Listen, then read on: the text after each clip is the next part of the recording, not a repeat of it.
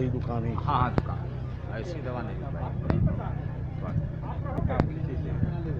भाई। देखिए 244 किसानों में आप तुरंत अभी बात कर लीजिए और बात कर लीजिए, बात कर लीजिए करिए कभी आप ऐसा करिए, इधर आइए रिपोर्ट के लिए कहाँ है आप जो है हमारे पंजीकरण नंबर पूरा यहाँ चस्पा कर, यहाँ 253 किसानों में 244 किसानों बात करके हमको बताइए। तो आप लोग ये चस्पा कर पंजीकरण वाली लिस्ट है कि नहीं, तो इसको चस्पा करवा दीजिए। इनको लोग जानते हैं कि नहीं? इनको पहचानते हैं? जानते हैं ना, तो आप सहायक हैं। क्या नाम है इनका? संदीप कुमार पटेल। आपका पंजीकरण हुआ है? ऐसा है, पंजीकरण हुआ है आपका? इसको लग रहा है कि मेरा नहीं, इसे पूछ लीजिए मेरा पंजीकरण हुआ है कि नहीं हुआ है, ये बता दिया करें जब गाँव में आते हैं। देखिए 200 नहीं हुआ है तो कर देंगे, आप ऐसे भी चस्पा कर।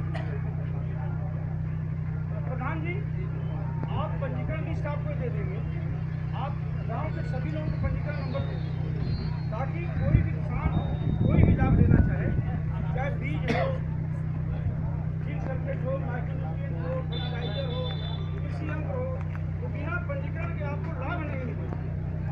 नहीं हुआ आपका? करा लीजिए, तुरंत करा लीजिए। आज ही दीजिए इनको, आज ही हो जाएगा, अभी हो जाएगा। अभी अपने मोबाइल से 2 मिनट में कर देंगे। मात्र इसके लिए क्या जरूरत है?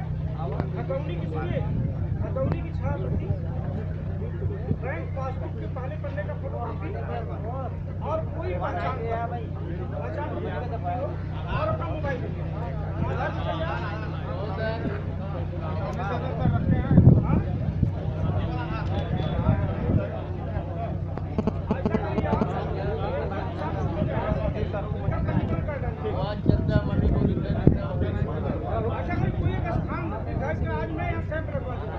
हमारे 8-10 कर्मचारी आगे ही रहेंगे, 8-10 कर्मचारी हमारे यही रहेंगे। तो कहाँ पर आप इकट्ठा होंगे बताइए? एक जगह घर घर तो जाएंगे नहीं, तो आप अपना खतौनी की कापी लेते आइए और बैंक पासबुक की पहले पन्ने की छापी दे दीजिए, कोई पहचान पत्र दे दीजिए। हमारे किसान सहायक है, आपका पंजीकरण आज ही कर देंगे, ठीक है? दूसरा चीज, कहीं मिट्टी की जाँच कितने लोग नहीं कराया है? कितने लोग मिला है मिट्टी की जाँच? कितने लोग मिला? आप सुनिए, किसको नहीं मिला है मिट्टी की जाँच? मृदा कार्ड किसको नहीं मिला बताइए? हाँ मिला, आपको नहीं मिला? क्या नहीं मिला सर? वो ग्रेड में है,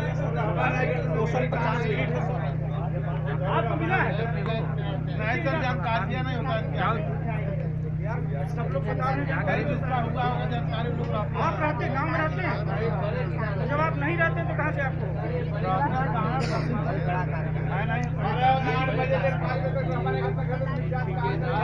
ये लगभग आप नहीं कर सकते हैं, ये लगभग हर दूसरे तीसरे दिन इस गाँव में हम नहीं आज पहले जब आप दोनों नहीं रहते ऐसा करिए, उनसे मिलिए, आप उनसे मिलिए, आपका जो भी काम है करा दें। मिट्टी की जाँच जीवन में नहीं करा, मैं मिट्टी की जाँच करा दें। सब भी जवाब रहते ही नहीं था कहाँ से आप? बाकी सारे किसान कह रहे हैं सबको। देखिए मिट्टी की जाँच करा इसलिए आवश्यक है कि आप लोग मनमाने ढंग से यूरिया और DAP ये सब डालते हैं, जबकि आपके खेत को जितनी आवश्यकता है उतना ही आपको यूरिया या DAP या पोटास या जिंक डालना चाहिए। आपको कैसे पता कि आपको खेत की कितनी यूरिया की जरूरत है, कितनी DAP की जरूरत है? आपको कोई बीमारी होती है, आप डॉक्टर के यहाँ जाते हैं, डॉक्टर आपको बताता है कि इसमें आपको ये रोग है, आप उसी हिसाब से दवा लेते हैं। आपको खेत में पता लगा फास्फोरस की कमी है और आप नाइट्रोजन डालते चले जा रहे हैं, तो आपने खेत की मिट्टी की जाँच जरूर करें। तीसरा, किसान क्रेडिट कार्ड। तो किसान क्रेडिट कार्ड कितने भाई लोगों को बना बन गया है? आप लोग बनवा लीजिए। किसान क्रेडिट कार्ड किसान क्रेडिट कार्ड कितना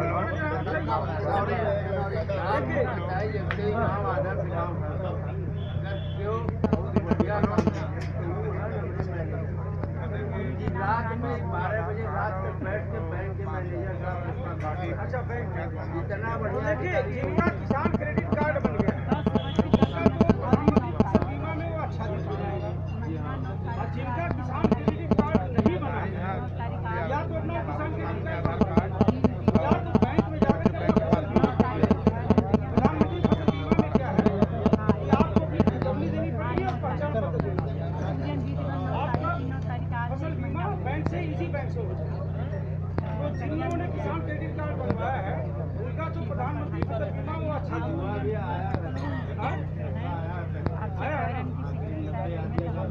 ये किसान क्रेडिट कार्ड के लिए कागज चाहिए ये तो बता चलिए आप खड़े होकर बता दिए। बैंक वाले कहते हैं साहब 5-6 बैंक से लिखवा कर ले आइए कि आपके पास लोन नहीं है। अब हम कहाँ जाएंगे लोन बैंक से लेता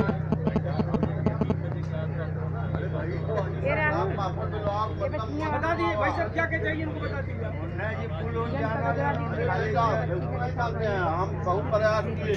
बैंक वाले कहते हैं कि वो जितने बैंक है आसपास उससे लिखवा कर ले आइए कि आपने कोई लोन नहीं लिया। तो भाई देखिए अगर बैंक से तो आपको लिखवाना अरे हमने लिया ही नहीं है साहब। वो लिखेगा कहेगा कि अरे जाओ बाहर क्या लेना मेरे आप लिखवाए ये कैसे लिखवा लिए? अब हो सकता है लिखवा लिए हो। अगर हम तुमको एक पैसे का लाभ भाई नहीं है तो देखिए बढ़िया होते हैं। एक बात कहिए थाली आपके सामने रखी है अगर आप हाथ नहीं उठाएंगे तो भोजन तो आप कर नहीं पाएंगे। साहब हम सुन आएंगे लीजिए एक मेरी बार बात। घूम लेंगे अगर नहीं होगा तब फिर आपको फोन करेंगे। आपके गांव में 161 किसानों का किसान क्रेडिट कार्ड बना है। जी जी 254 में से 161 किसानों का किसान क्रेडिट कार्ड है। तो आखिर 161 लोग कैसे बनवाए आप किसी ने बनवाए? साहब कहते हैं कि पैसा लेना पड़ेगा। पैसा लेना कर्ज लेना ही पड़ेगा। अगर जरूरत नहीं है तो आपको कर्ज लेना है 10-20 हज़ार लोग भी है। ये कौन सा? बैंक वाले कहते हैं कि आपको कर्ज लेंगे तभी अच्छा चलिए अगर आप लेते हैं तो आप उसको समय से चुकता कर दीजिए। कर देंगे लेकिन जरूरत नहीं आई तो हम क्यों लें? हमारे पास पैसा है खेती कर लेंगे। तो फसल बीमा अपना करा लीजिए। ये सब करवा लेंगे फसल बीमा करा लीजिए। ये करवा लेंगे लेकिन अब वो किसान क्रेडिट के लिए दूसरा उनका पैसा लीजिए उसका ब्याज भरिए ये फसल चलिए बैठिए। अच्छा ये बताइए इस गांव में मैंने 2 सोलर पंप लगवाने का लक्ष्य रखा था। 2 सोलर प्रधान जी ये आपका रिस्पॉन्स होता है?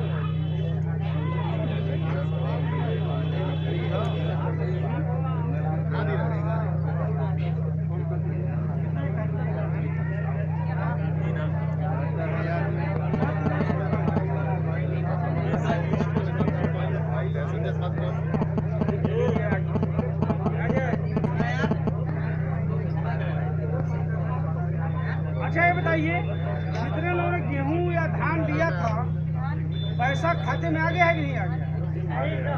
हाँ? किसका नहीं आया? ए नाम नोट कर लो कितना लिया है? कहाँ मिश्रा कहाँ? नागेंद्र मिश्रा है।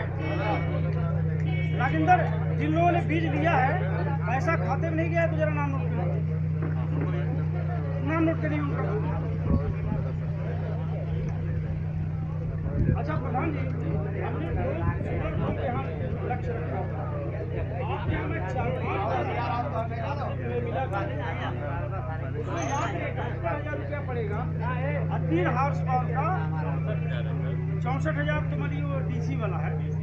एसी का 71,000 है और डीसी का 64,000 है। तो आप लोग 3 एचपी के लिए मतलब 2 आदमी हमको मतलब 2 लक्ष्य रखा था। और सिंचाई के लिए बहुत अच्छी चीज़ है। बिजली रहे न रहे सुबह सूर्योदय होते ही अपना बटन ऑन कर दिए दिन भर अपना आपका पंप चलता रहेगा। तो 2 किसान कोई तैयार हो जाइए हम सोलर पंप लगवा देंगे। अरे आप भी बहुत प्रयास किए।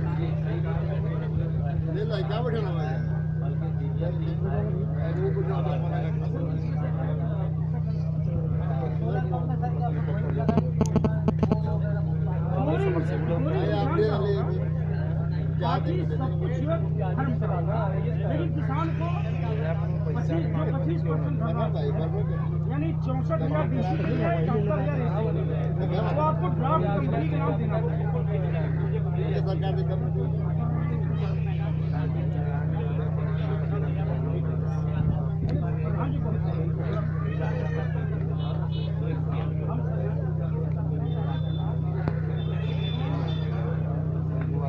लेकिन फिर भी हम तो कहते हैं 2 की जगह अगर 4 किसान हो जाए तो मैं 4 सोलर पंप लगवाऊंगा। 2 का टारगेट है लेकिन हम 4-5 भी लगवा सकते हैं। कोई किसान अगर तैयार हो जाए तो इसमें सोलर पंप बहुत अच्छी चीज है। तो हमको मुख्यमंत्री ने 2-3 बिंदुओं पर वार्ता करनी थी। सबसे बड़ी चीज सुनिए भैया, अगर आप किसान क्रेडिट कार्ड नहीं बनवाए तो अपना प्रधानमंत्री फसल बीमा योजना में फसल बीमा जरूर करा दें। फसल बीमा कराने में कोई दिक्कत नहीं है। आपको खतौनी कापी ले जाना है, पहचान पत्र ले जाना है, आपको बैंक वाले कर देंगे, उसमें कोई दिक्कत ही नहीं है। हाँ, आपको जो किस्त है 2% जो खरीफ में 1.5% रबी में वो आपको देना पड़ेगा। जो किसान का किस्त हो आपको देना पड़ेगा। तो यही 2-4 बिंदु उनको मुख्य बातें करनी थी। और अगर किसी विभाग से कोई समस्या हो तो आप लोगों को बताइए। किसी विभाग से कोई समस्या हो पता नहीं।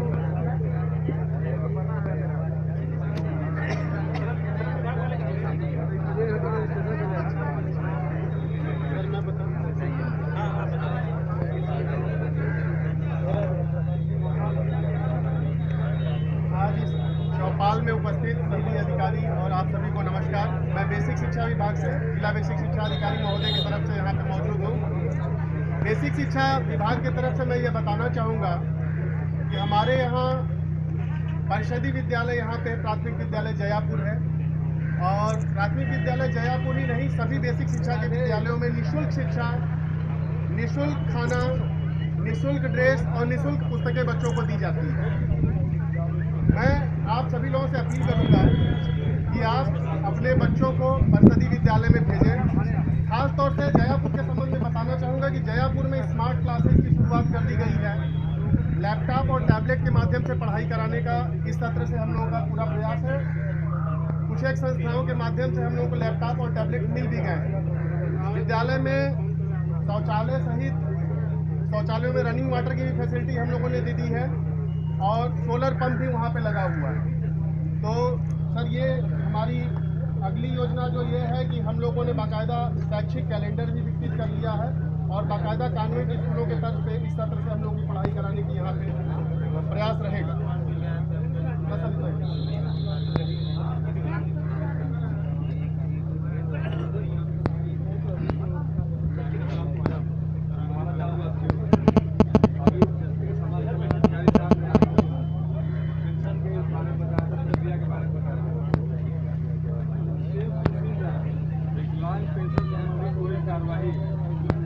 ऑनलाइन प्रक्रिया वेबसाइट के संबंध में ऑनलाइन आवेदन किया जाता है। हम उस प्रक्रिया के बारे में थोड़ा बता दें। बराबर यह एक चुनाव को बना रहता है लाभार्थियों के लिए कि वह कैसे किया जाए। आपको ssty.gov.in करके एक वेबसाइट है जो है पढ़ाई, इस पर सारे पेंशन संबंधी ऑनलाइन आवेदन किए जाते हैं। जैसे विकलांग पेंशन, विधवा पेंशन, समाजवादी पेंशन और वृद्धा पेंशन, सभी पेंशन की वेबसाइट पर किए जाते हैं। उसी क्रम में आपको विकलांग पेंशन ऑनलाइन अपने आवश्यक कागजातों के साथ आपको ऑनलाइन आवेदन करना है। वो कागजात क्या है जानिए। विकलांग पेंशन के लिए चिकित्सा प्रमाण पत्र, जो विकलांग प्रमाण पत्रों का बनता है, विकलांगता का जो प्रतिशत है वह 40% से अधिक होनी चाहिए। 40% से नीचे वाले को पेंशन अनुबंध नहीं है। 40%, हाँ 40% जब होगी विकलांगता का प्रतिशत या उससे अधिक, तभी यह पेंशन अनुबंध है। तो यह ध्यान दें कि किसी भी प्रकार का विकलांग प्रमाण पत्र जो 40% से कम है वह पेंशन हेतु मान्य नहीं। दूसरा है आय प्रमाण पत्र। आय प्रमाण पत्र में भी सारे पेंशन की जैसे 40,080 की सीमा है वह विकलांग पेंशन में भी मान्य और वह तहसीलदार द्वारा निर्गत आय प्रमाण पत्र है वह भी मान्य है। हमारे पेंशन में पहले प्रधान के द्वारा निर्गत आय प्रमाण पत्र भी मान्य होता था, लेकिन 2016-17 से जब से यह ऑनलाइन प्रक्रिया शुरू हुई है अब वो प्रक्रिया समाप्त है, क्योंकि उस समय आय की सीमा माई 1000 रुपया मासिक था। उसके लिए प्रधान को यह अधिकार दिया गया था कि वो अभी जो है आय प्रमाण पत्र उनकी आय की स्थिति को देखते हुए निर्गत कर सकते हैं। लेकिन न्यूनतम प्रक्रिया के तहत आप पेंशन विभाग से आय प्रमाण पत्र तहसीलदार द्वारा निर्गत जो आय प्रमाण पत्र है, जो कि ₹46,080 वार्षिक की दर से हो, वही मान्य है। फिर है आपको आधार कार्ड दिया जाना अनिवार्य है। आधार कार्ड से पासबुक, बैंक के पासबुक की प्रति अनिवार्य है। उम्र जो है इसके लिए 18 साल निर्धारित है। पहले एक ऊहापोह थी कि 60 साल से ऊपर वालों को यह कह दिया था, यह था भी नियम में कि वो विकलांग पेंशन के हेतु पात्र नहीं है, क्योंकि वो वृद्धा पेंशन के लिए अप्लाई कर सकते हैं, इसीलिए उनको विकलांग पेंशन के लिए आवेदन किया जाना आवश्यक नहीं था और रोका जाता था कार्यालय। लेकिन इस बार एक नई नियमावली 2016 आ गई है, उसके तहत 18 साल से ऊपर के सभी विकलांगजन आवेदन कर सकते हैं, विकलांग पेंशन का आवेदन कर सकते हैं। ये पूरी पात्रता की शर्तें थी। अभी जो दर है, मासिक दर, जिस दर से पेंशन प्राप्त होती है, वह 300 रुपया मासिक है। अभी अखबारों के माध्यम से जैसे आप लोग को सूचना मिल रही है, उसी प्रकार हमें भी सूचित है कि यह राशि 500 रुपये की जानी है। भविष्य में इसको 1000 तक बढ़ाया जाएगा, लेकिन अभी जो स्थिति है उसके अनुसार 300 रुपया मासिक की दर से पेंशन दी जा रही है। बढ़ी हुई स्थिति में अपने आप जो है पेंशन खाते में बड़ी दर से मिलती है। फिर है एक विकलांग जन विकास विभाग से एक और पेंशन दी जाती है, जिसके बारे में कम चर्चा होती है, कम लोगों को ज्ञान है और वैसे लाभार्थी भी कम है। पुष्टावस्था पेंशन, अगर कोई व्यक्ति दुर्भाग्य से पुष्टावस्था कुछ रोग से अगर ग्रसित रहा और इलाज द्वारा वह मुक्त हो गया, और रोग एक ऐसा रोग है जो विकलांगता शरीर में आ जाता है, इस पेंशन में 40% का पैमाना है। अगर 1% भी वह विकलांग है पुष्टावस्था रोग के कारण या नहीं भी है, उस रोग से मुक्त हो चुका है, तो उससे 2500 रुपया मासिक के दर से सभी पेंशनों में दर से मिलने वाली पेंशन है। अगर जो भी व्यक्ति इस योजना के जद में आते हैं या इसका लाभ लेना चाहते हैं, तो इसके भी आवेदन करने की प्रक्रिया सेम है जैसा कि आप विकलांग पेंशन के लिए आवेदन करते हैं। अंतर बस इतना है कि जो विकलांग प्रमाण पत्र आप जारी करवाते थे, उसके जगह पर पुष्टावस्था प्रमाण पत्र अलग से अधिकारी द्वारा जारी किया वो बनवाना पड़ेगा। विकलांग प्रमाण पत्र की जगह पुष्टावस्था पेंशन के लिए पुष्टावस्था प्रमाण पत्र बनवाना है, और उसके आधार पर अन्य सारे कागजात वही हैं जो विकलांग पेंशन के लिए अनुमति है, वही सारे कागजात आपको लगाने हैं। आपको दर जो है 2500 रुपये मासिक की दर से पेंशन प्रदान की। एक और योजना है दुकान संचालन। दुकान ये ऋण प्लस अनुदान की योजना है, तो इसमें कुछ पार्ट ऋण का है, कुछ पार्ट अनुदान का है। ऋण का पार्ट 75% है, अनुदान का पार्ट 25%।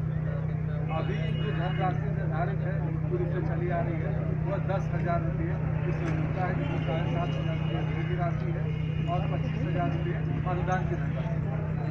ये जो 7500 रुपये जो आपकी ऋण की राशि है, ये 4% ब्याज की दर से मासिक वो त्रैमासिक किस्त के 5 साल तक आप अदा कर सकते हैं। काफ़ी आसान किस्त है, 500 रुपया 3 महीने तक जमा करना पड़ता है। अगर आप किसी कारणवश एक बार मतलब एक त्रैमास में नहीं जमा कर पाते हैं, तो आपको यह है कि अगले जब आपकी बारी आएगी 6 महीने पे 9 महीने के साथ बिना किसी आंशिक दंड के आप जमा कर सकते हैं। उसके लिए जो पात्रता की शर्तें हैं, उसमें विकलांग प्रमाण पत्र, आय प्रमाण पत्र, इसमें आपको यह भी सुविधा है कि इसके तहत जो आय निर्धारित है वह जो सामान्य रूप से जो गरीबी रेखा का निर्धारित है उसका दुगना तक छूट दी गई। मतलब अगर 46,000 रुपये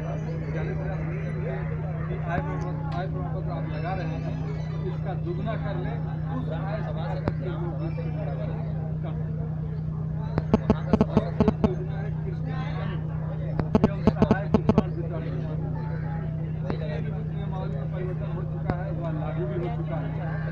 आमतौर पर यह देखा जाता है बैसाखी और ट्राईसाइकिल, यही 3 प्रकार के उपकरणों की मांग हमारे यहाँ आती है। कुछ जानकारी की कमी है या कह लीजिए कि आवश्यकता भी कुछ अन्य उपकरणों की कम है, लेकिन इसके तहत जो उपकरण अमल है आपको इस योजना से निःशुल्क प्रदान किया। पहला तो ट्राईसाइकिल है, व्हील चेयर है, बैसाखी है, कान की मशीन है, जो ब्लाइंड व्यक्ति के लिए जो छड़ी आती है वो है, या सामान्य भौतिक उपकरण है जो दिए जाते हैं।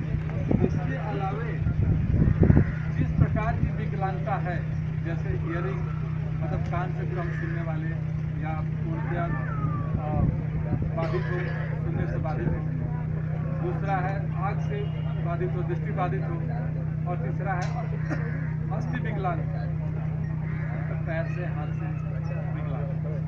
इन तीनों दशाओं में अलग अलग एजुकेशनल किट मिलते हैं, जिसमें अगर वो बच्चा पढ़ने जाता है तो उसको पढ़ने में कोई परेशानी ना हो, मतलब बाधा रहित वह पढ़ाई कर सके, इसके लिए एजुकेशनल किट भी प्रदान किया जाता है। यह रुपया 8,000 तक की सीमा में आपको निःशुल्क प्रदान किया जाता है। मतलब वह किट जो है 8,000 से नीचे की होती है और वह आपको निःशुल्क प्रदान की जाती है। इसमें जो है मानसिक मंद बच्चे भी जो हैं उन्हें भी यह प्रदान किया जाता है।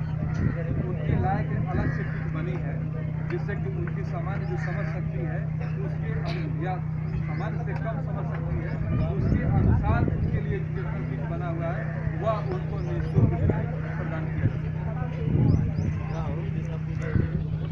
इसके अलावा पहले 18 साल के लोगों को ही हम लोग यह उपकरण भी देते हैं। अब जो है नई नियमावली के तहत अब सभी उम्र के लोगों को हम उपकरण दे सकते हैं, चाहे बच्चे हों, चाहे वृद्ध हों, चाहे किसी भी उम्र के सभी उपकरण दिए जाने का प्रावधान है। तो पहले की सीमा 18 वर्ष वाले जो प्रतिबंध है, अब वह समाप्त करने हो जाएगा। इसमें एक और परिवर्तन है, 3 वर्ष पूर्व अगर विकलांग उपकरण या सहायक उपकरण पाया है तो 12 वर्ष के भीतर उसे उपकरण दिए जाने का लाभ नहीं है। और 18 साल से नीचे का जो बच्चों की श्रेणी में आते हैं, बच्चों की श्रेणी के लिए 1 साल की सीमा निर्धारित है। मतलब अगर 1 साल से कम का उपकरण पाया है तो नहीं मिलेगा, 1 साल से पहले अगर पाया हो तो उपकरण दिया जाता है। और जो अन्य प्रकार के जो विकलांग हैं, जो 18 वर्ष से अधिक वाले हैं, जो बच्चे नहीं आते, उन्हें जो है मतलब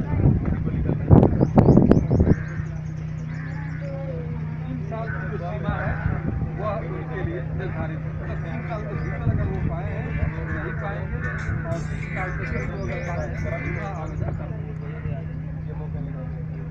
इसके अलावा एक विवाह अनुदान योजना है, शादी अनुदान जो सामान्य प्रचलित योजना है।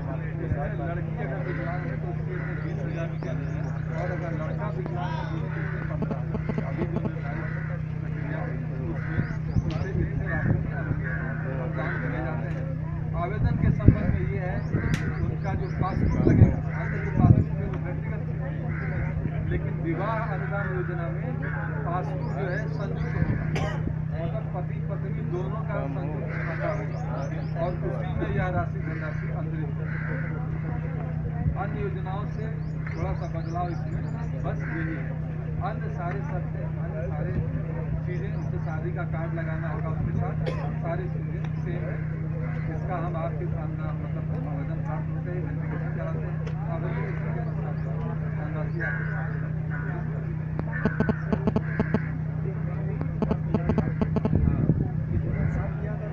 नहीं, कोई भी अनुदान राशि कोई कहीं ले सकता है या किसी भी योजना के योजनाएं आप संचालित आए तो मालूम चल रहा है वाला हाँ तो हमने रखे रहे हम तो हमने अभी आपको बताया कि दुकान योजना में 10,000 की राशि मिलती है।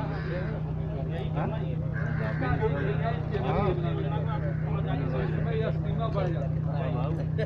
जैसे 10,000 रुपया आप प्राप्त करते हैं हमारी योजना नंबर गोमती बैंक यहाँ का नोडल बैंक वाराणसी जनपद का, उसके तहत उच्च शिक्षा के लिए 10 लाख तक की ऋण राशि, और अगर कोई फर्म है आपकी तो 25 लाख तक की योजना मतलब स्वरोजगार के लिए आपको ऋण की राशि अनुमानित है।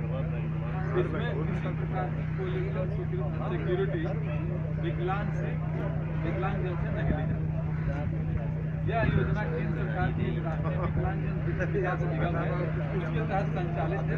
इसमें ऋण की धनराशि भी बड़ी है, वही मिट्टू के दुआ और शर्तें बैंक की अपनी है। शर्तें भी आसान है, ऐसा नहीं कि जिसको एक विकलांग पूरी नहीं कर सकता है। उसको भी 4% से लेकर के 8% की सीमा में जैसे जैसे ऋण की धनराशि बड़ी होती जाएगी आपके ब्याज की दर भी बढ़ती चली जाएगी। जैसे 50,000 तक 4%, 50,000 से ऊपर 5 लाख तक 5%, इसी प्रकार से उसके ऊपर 6%, उसके ऊपर 7%, 8%, अधिकतम 8% तक का ब्याज दर इस योजना के तहत निर्धारित है। इस योजना का लाभ बहुत कम लोग लिए हैं। यह ग्रामवासियों से अनुरोध है कि कोई भी विकलांगजन जो 10,000 से उनकी आवश्यकताएं पूरी नहीं होती हैं वह इस योजना का लाभ काशी ग्रामीण बैंक वर्तमान रोड पर है सिगरा में, वहाँ पर सीधे आवेदन करके ले सकते हैं। यह एक योजना है वो इसके तहत आवेदन कर सकते हैं। यही सारी